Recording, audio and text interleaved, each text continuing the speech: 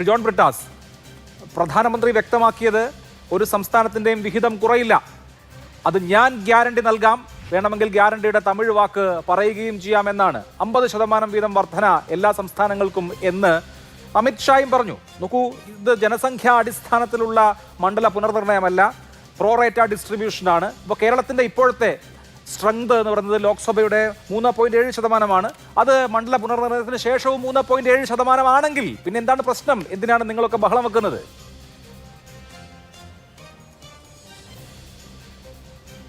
അഭിലാഷ്, ഇതിനകത്ത് രണ്ട് വിഷയമുണ്ട്. ഒന്ന്, പ്രധാനമന്ത്രി എത്രയോ വാഗ്ദാനങ്ങൾ നമ്മുടെ മുമ്പിൽ വെച്ചിട്ടുണ്ട്. പണ്ട് നോട്ട് നിരോധനത്തിൻ്റെ സമയം ഉൾപ്പെടെ എന്തെല്ലാം വാഗ്ദാനങ്ങളായിരുന്നു അദ്ദേഹം നമ്മുടെ മുമ്പിൽ വെച്ചത്. സുപ്രീം കോടതിയിൽ ഈ സർക്കാർ നൽകിയിട്ടുള്ള വാഗ്ദാനങ്ങൾ എത്രയാണ്? ജമ്മു ആൻഡ് കാശ്മീരിൻ്റെ സംസ്ഥാന പദവി പുനഃസ്ഥാപിക്കുന്നത് സംബന്ധിച്ചുള്ള വാഗ്ദാനം ഉൾപ്പെടെ എത്രയോ വാഗ്ദാനങ്ങൾ ഈ ഗവൺമെൻറ് വരുത്തിയിട്ടുണ്ട്.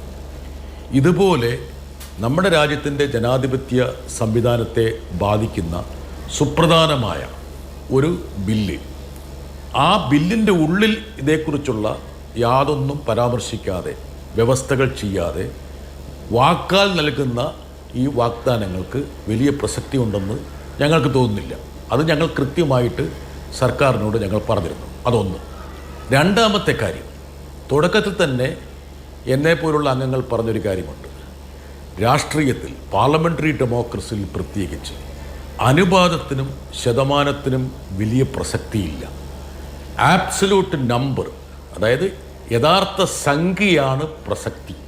അതായത് ദക്ഷിണേന്ത്യക്ക് 63, അഥവാ ഇപ്പോൾ പ്രധാനമന്ത്രിയും ആഭ്യന്തരമന്ത്രിയും ഇന്ന് ലോകസഭയിൽ പറഞ്ഞത് വകവിലക്കെടുക്കാം, അതുതന്നെയാണ് ഇനി ഡീലിമിറ്റേഷൻ കമ്മീഷൻ നടപ്പിലാക്കാൻ പോകുന്നതെന്ന് നമ്മൾ സങ്കല്പിക്കുക. അങ്ങനെ സങ്കല്പിക്കാൻ മാത്രം ഉള്ള ഒരു വിവേചന ബുദ്ധി എനിക്കില്ല എന്ന് വിചാരിച്ചോളൂ. എന്നാലും സങ്കല്പിക്കാം. അങ്ങനെയാണെങ്കിൽ തന്നെ ദക്ഷിണേന്ത്യക്ക് 63 സീറ്റ് വർദ്ധിക്കും, ഉത്തരേന്ത്യക്ക് 200 സീറ്റ് വർദ്ധിക്കും. ഒരു സർക്കാരിൻ്റെ രൂപീകരണവുമായി ബന്ധപ്പെട്ട്, അതല്ലെങ്കിൽ പ്രധാനപ്പെട്ട ബില്ലുകൾ പാസ്സാക്കുന്നതുമായി ബന്ധപ്പെട്ട് സംഖ്യയാണ് പ്രധാനം. അതായത് ആബ്സലൂട്ട് നമ്പറാണ് പ്രധാനം. അല്ല, അനുപാതം മാറില്ല. അനുപാതമോ 23.7 ആയിരിക്കും ദക്ഷിണേന്ത്യയുടെ തുടർന്നുള്ള ശതമാനവും. അഭിലാഷേ, 33% വോട്ട്, 33% വോട്ട് വെച്ച് ഈ രാജ്യം ഭരിച്ച പാർട്ടിയല്ലേ BJP. അവിടെ സംഖ്യയല്ലായിരുന്നോ പ്രധാനം? അപ്പോൾ 200 ആണോ 63 ആണോ പ്രധാനം? അതായത് ദക്ഷിണേന്ത്യയും ഉത്തരേന്ത്യയും തമ്മിലുള്ള യഥാർത്ഥ ആബ്സലൂട്ട് നമ്പേഴ്സിൻ്റെ കാര്യത്തിലുള്ള ഗ്യാപ്പ്, ആ ഒരു വിടവ് വർദ്ധിക്കുകയല്ലേ ചെയ്യുന്നത്? ഫസ്റ്റ് പാസ്റ്റ് പോസ്റ്റല്ലേ? അതായത് ആരാണോ ആദ്യം മിഡ്വേ കടന്നു പോകുന്നത് അതിലല്ലേ പ്രസക്തിയുള്ളത്. അപ്പോൾ അതുകൊണ്ട് ഈ അനുപാതമോ ശതമാനമോ യഥാർത്ഥത്തിൽ വലിയ പ്രസക്തി ഉള്ള കാര്യമല്ല രാഷ്ട്രീയത്തിൽ നിന്നാണ് ഒരു രാഷ്ട്രീയ മീമാംസക വിദ്യാർത്ഥി എന്ന് ഞാൻ എന്നും മനസ്സിലാക്കിയിട്ടുള്ളത്. രണ്ടാമത്തെ കാര്യം, എന്തിനാണ് ഈ വനിതാ സംവരണത്തെ മണ്ഡല പുനർനിർണയവുമായി ബന്ധപ്പെടുത്തുന്നത്?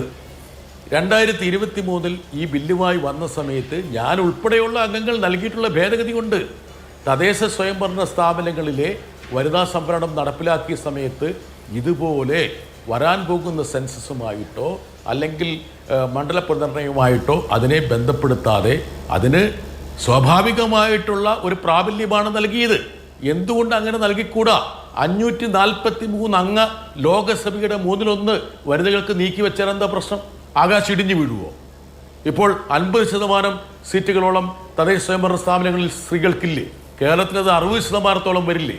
അപ്പോൾ എന്തിനാണ് അപ്പം ഈ പുരുഷ മേധാവിത്വത്തിൻ്റെ കോട്ടകൾ സംരക്ഷിക്കുകയും ചെയ്യണം, നിലവിലുള്ള ദേശീയ രാഷ്ട്രീയത്തിൻ്റെ സമവാക്യങ്ങൾ മാറ്റിമറിക്കുകയും ചെയ്യണം, നമ്മുടെ ഫെഡറൽ സന്തുലിതാവസ്ഥയെ സാരമായ രീതിയിൽ റാഞ്ചിയെടുക്കുകയും ചെയ്യണം. അങ്ങനെ വലിയ ഒരു ഗൂഢപദ്ധതിയാണ് ഈ സീറ്റ് വർധനവിനും അതുപോലെ മണ്ഡല പുനർനിർണയത്തിനും പിന്നിലുള്ളത്. ഇനി ഒന്നും കൂടി ഞാൻ പറയാം.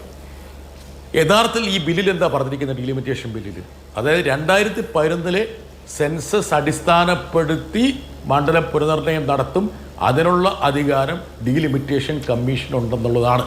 അവിടെ ഈ വാഗ്ദാനങ്ങളൊന്നും യഥാർത്ഥത്തിൽ ബില്ലിൻ്റെ വ്യവസ്ഥകളായിട്ട് വന്നിട്ടില്ല എന്നുള്ള കാര്യം അടിവരയിടാൻ കൂടിയാണ് ഞാനിത് പറയുന്നത്.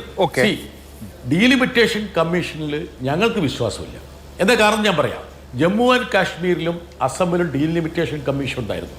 എല്ലാ പ്രതിപക്ഷ കക്ഷികളും അതിശക്തമായിട്ട് ആ ഡീലിമിറ്റേഷൻ കമ്മീഷന്റെ തീരുമാനത്തെ എതിർത്തു. ജമ്മു ആൻഡ് കാശ്മീരിൽ, അതായത് ജനസംഖ്യ അനുപാതം പോലും നോക്കിയില്ല, ജമ്മുവിൽ 6 സീറ്റുകൾ വർദ്ധിപ്പിച്ചു, കാശ്മീർ താഴ്വരയിൽ 1 സീറ്റ് മാത്രം വർദ്ധിപ്പിച്ചു. അതിൻ്റെ ആ സന്തുലിതാവസ്ഥ തകിടം മറിച്ചു. ആസാമിൽ ഒരു മണ്ഡലമുണ്ട്, നിങ്ങൾ അത്ഭുതപ്പെട്ടു പോകും. ആസാമിൻ്റെ മണ്ഡലത്തിൻ്റെ പ്രത്യേകത എന്താ അറിയോ? അത് 4 or 5 തുരുത്തുകളാണ്.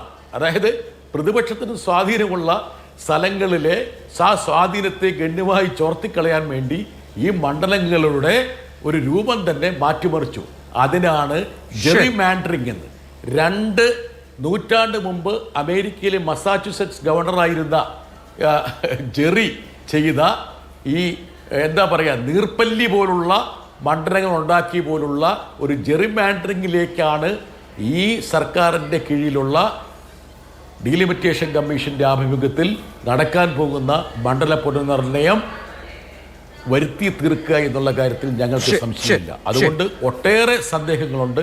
ഇപ്പോൾ തന്നെ ദക്ഷിണേന്ത്യ ഫിസ്ക്കൽ പവേഴ്സിൻ്റെ കാര്യത്തിൽ, സാമ്പത്തിക കാര്യങ്ങളിൽ ഒരു കോളനിയാണ്.